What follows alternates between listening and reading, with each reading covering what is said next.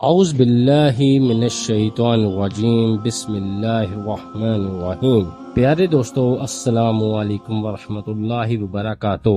یزید ابن معاویہ کی موت کیسے ہوئی؟ آج کی ویڈیو میں آپ کو یزید پلید کے بارے میں ہم بتائیں گے۔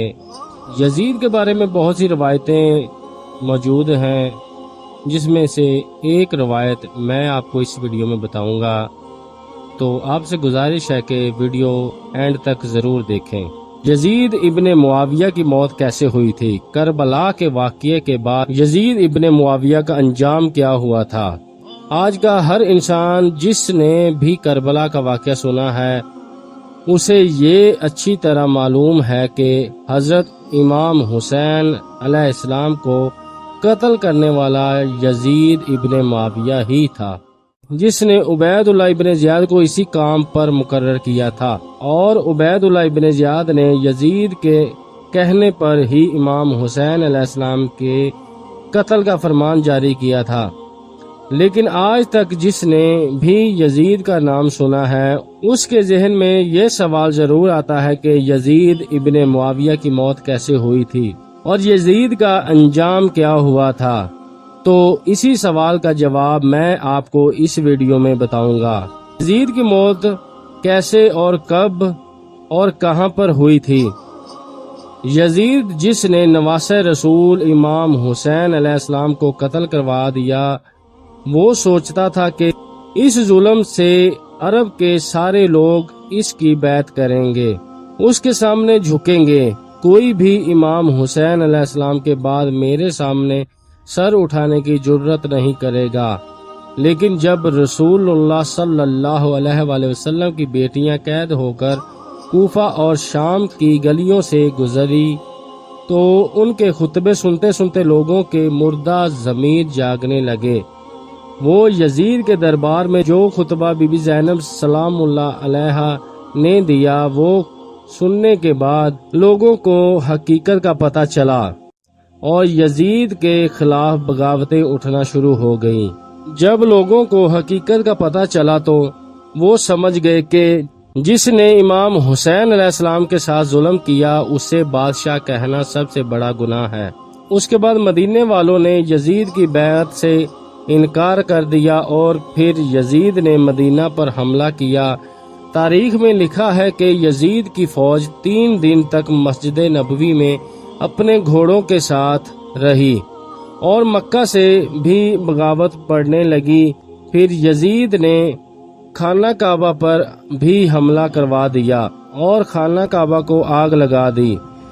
اسی واقعے کے بعد ہر کوئی یزید پر لعن طعن کرتا رہا، لیکن یزید جسے بھی اپنے خلاف دیکھتا اس کا سر قلم کروا دیتا۔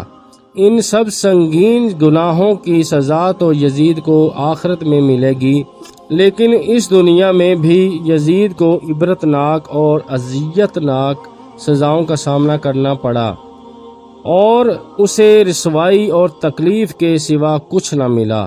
کربلا کے واقعے کے کچھ ہی عرصے بعد یزید ایک انتہائی تکلیف میں مبتلا ہو گیا۔ یزید کو ایک قسم کی ایسی بیماری ہوئی جسے وہ سارا دن ساری رات جیسے مچھلی پانی کے بنا تڑپتی ہے ویسے ہی تڑپتا رہتا تھا۔ اس کے پیٹ میں شدید درد اٹھتا تھا اور اسے بہت زیادہ پیاس لگتی تھی۔ وہ جتنا بھی پانی پیتا اس کی پیاس نہیں مٹتی تھی، اور جب وہ پیاس کی شدت سے پانی پیتا تو وہی پانی اس کے پیٹ کو جلاتا تھا۔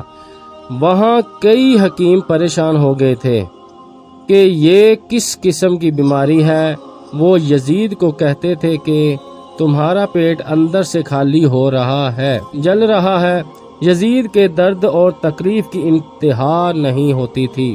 وہ سارا دن ساری رات درد اور تکلیف سے چلاتا تھا۔ اس کی تکلیف دیکھ کر بڑے بڑے حکیم اس کا علاج کرنے سے قاصر تھے۔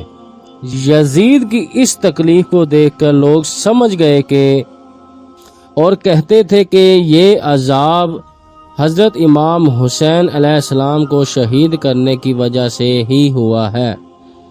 یزید کے درد کو کم کرنے کے لیے حکیم اسے مختلف قسم کی شراب پلاتے تھے تاکہ یہ زیادہ تر نشے میں رہے، اس سے درد اور تکلیف محسوس نہ ہو، اور حکیم اسے شکار کرنے کو بھی کہتے تاکہ اس کا زیادہ تر وقت تفریح میں گزرے۔ ایک مرتبہ یزید اپنے ساتھیوں کے ساتھ شکار کے لیے گیا۔ شکار کرنے کے دوران ان سب کی نظر ایک ہرن پر تھی۔ یہ سب اس ہرن کے پیچھے لگ گئے تو اچانک دوسری طرف یزید نے ایک ہرن دیکھا اور یزید نے اپنے گھوڑے کو اس کی طرف گایا۔ ہرن کا پیچھا کرتے کرتے یزید اپنے ساتھیوں سے بچھڑ گیا اور ایک سنسان جگہ پر پہنچ گیا، اور وہ ہرن بھی اچانک غائب ہو گیا۔ یزید کو وہاں بھی پیاس کی شدت ہوئی اور وہ پیاس سے تڑپنے لگا۔ اس وقت یزید نے دیکھا کہ ایک شخص ہے جس کے پاس مشک تھی۔ یزید نے گھوڑے کو اس کی طرف بھگایا اور اس کے پاس پہنچا۔ یزید نے اس سے کہا کہ مجھے تھوڑا سا پانی پلا دو، مجھے پیاس لگی ہے۔ اس شخص نے پوچھا کہ تم کون ہو؟ تو اس نے بتایا کہ میں یزید ابن معاویہ ہوں۔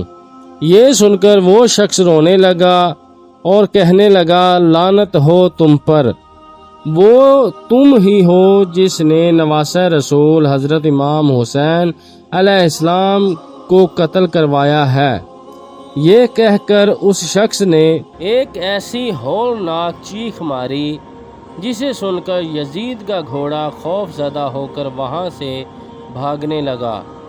یزید کا پاؤں گھوڑے کی رکاب میں پھنس گیا۔ وہ گھوڑا یزید کو پورے ریگستان میں گھسیٹتا ہوا جنگل میں لے گیا اور وہاں بھی اس ملعون کو گھسیٹتا رہا۔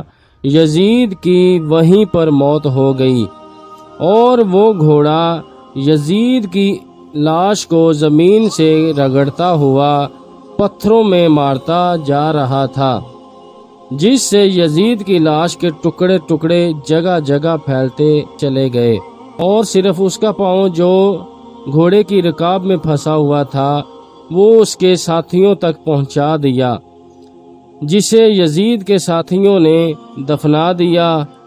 اس طرح دردناک عذابوں اور بیماریوں کی تکلیفوں سے گزرتے یزید کا یہ عبرتناک انجام ہوا کہ اس کی لاش کسی کو بھی نہ ملی۔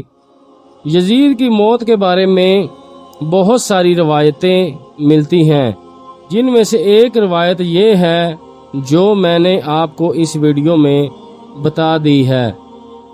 اگر یزید کی لاش مل چکی تو آج بھی اس کی قبر میں ہوگی، جس کا نشان آج بھی موجود ہے، یا شاید اگر یہ روایت صحیح ہے تو اس قبر میں یزید کے جسم کے بجائے صرف یزید کا وہ پاؤں دفن ہے جو کہ اس کے ساتھیوں کو گھوڑے کی رکاب سے ملا تھا۔